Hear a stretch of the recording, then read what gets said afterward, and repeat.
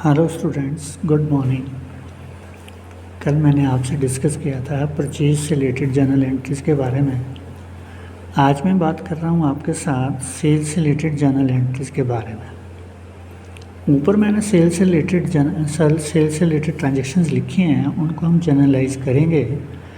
Sales mainly 3 तरह से होती हैं। नगद बेचते हैं, चेक के थ्रू बेचते हैं, उधार बेचते हैं। तो मैंने कोशिश की है कि मैं आपको सारी एंट्रीज 1 बाय 1 करके समझा सकूं। तो कल परचेज से रिलेटेड थी, आज सेल से रिलेटेड है। कल असेट्स को बेचने और खरीदने से रिलेटेड मैं आपके साथ डिस्कस करूँगा।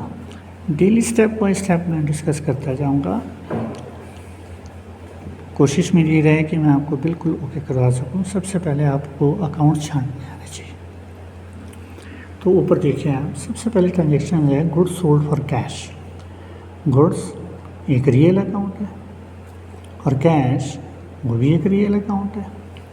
दोनों ही रियल अकाउंट है। तो रियल अकाउंट का रूल बोलता है debit word comes in, credit word goes out. आप गुड्स बेच रहे हैं तो गुड्स जा रही हैं और कैश आ रहा है, जो आ रहा है उसको डेबिट करो। कैश अकाउंट डेबिट, अकाउंट को A/C से लिखते हैं और डेबिट को हम DR से डिनोट करते हैं। बाद में डिस्कस करूँगा कि DR क्यों लिखते हैं, CR क्यों लिखते हैं।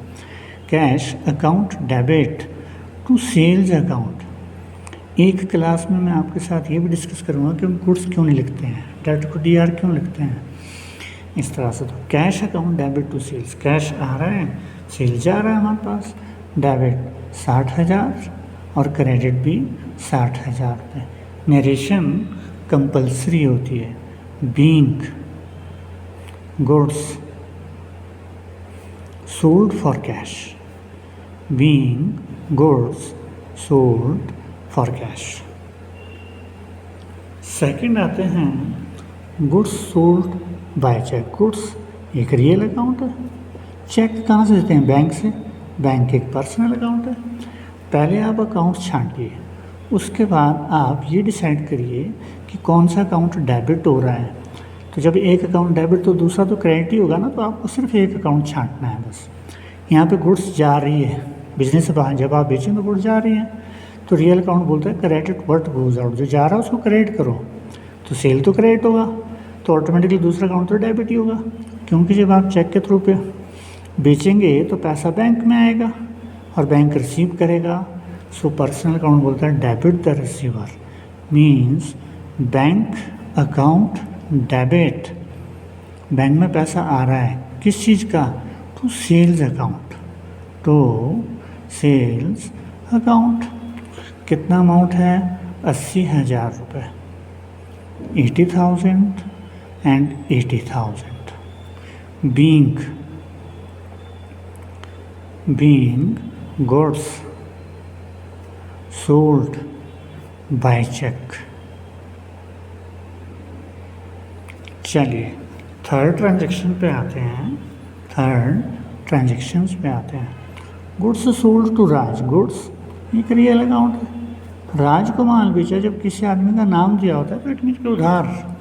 गुड्स एक रियल अकाउंट है और राज एक पर्सनल अकाउंट है। राज एक पर्सनल अकाउंट है। आपने गुड्स जब राज को बेची तो राज रिसीव करेगा सामने गुड्स। तो पर्सनल अकाउंट क्या बोलता है? Debit the receiver. तो राज अकाउंट तो डेबिट हुआ, तो दूसरा अकाउंट तो क्रेडिट ही होगा ना।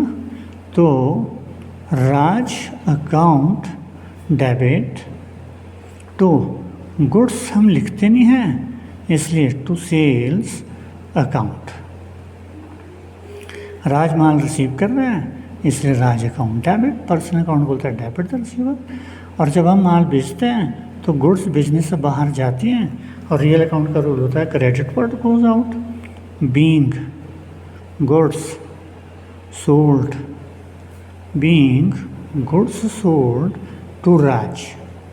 या आप ये भी लिख सकते हैं being goods sold on credit basis। Next है ये फोर्थ पे गुड्स रियल अकाउंट है, राज पर्सनल अकाउंट है। अब गुड्स रिटर्न, हमने जो राज को माल बेचा था 1,20,000 का, उसमें 20,000 तो उसने वापस कर दिया हमारे को। जब वो हमारे को वापस करेगा तो हम रिसीव करेंगे, तो हमारे पास गुड्स वापस आ रही हैं। गुड्स आ क्या रही हैं, जो हमने सेल की थी वो रिटर्न की है, तो सेल तो क्रेडिट होता है, तो सेल्स रिटर्न डेबिट होता है, क्योंकि हमारे पास माल आ रहा है, डेबिट व्हाट कम्स इन, तो sales return account debit, sales return account debit to, वापस कौन कर रहा है, राज, और पर्सनल अकाउंट क्या बोलता है, क्रेडिट द गिवर।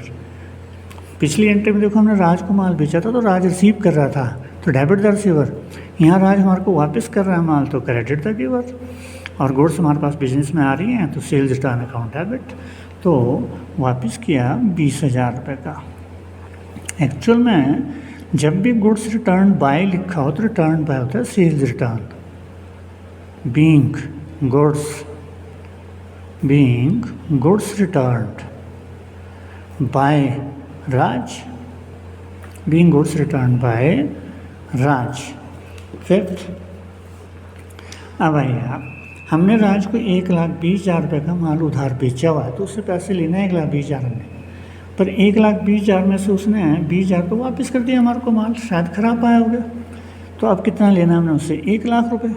तो अगली ट्रांजेक्शन देखो आप, कैश एक रियल अकाउंट है, राज एक पर्सनल अकाउंट है, हमने राज से पैसा रिसीव किया 1,00,000 रुपये, तो कैश आ रहा है बिजनेस में, और रियल अकाउंट बोलता है debit what comes in, means cash account debit to, हमारे को कैश दे कौन रहा है, राज, और पर्सनल अकाउंट का रूल बोलता है क्रेडिट द गिवर, कैश आ रहा है, डेबिट व्हाट कम्स इन, दे कौन रहा है, राज, तो credit the giver, so cash account debit to Raj account, cash account debit to Raj account, being cash received from Raj, cash received from Raj.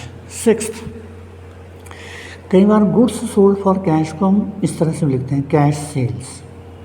Cash sales का मतलब होता है कि हमने नगद बेचा, तो कैश क्या, रियल अकाउंट, सेल्स आप नॉमिनल अकाउंट भी बोल सकते हैं, और सेल्स में क्या है कि हमने गुड्स बेची तो रियल अकाउंट है।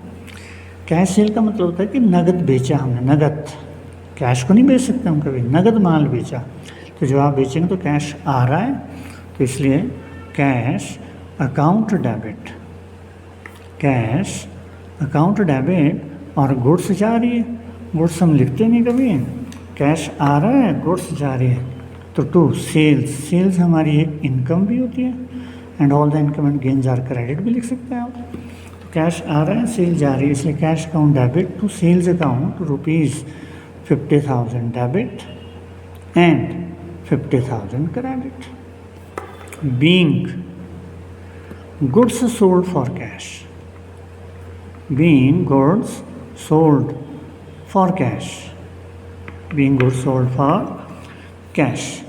तो आज की एंट्री थी ये सेल्स से रिलेटेड। सेल्स से रिलेटेड मेनली एक नगद बेचते हैं हम, एक चेक से बेचते हैं हम, एक उधार बेचते हैं, फिर उसमें से जो माल वापस किया जाता है उसको हम सेल्स रिटर्न बोलते हैं। कई बार हम गुड्स सेल फॉर कैश को हम कैश सेल भी लिख देते हैं, तो उसका भी वही मतलब होता है कि cash account debit to sales account.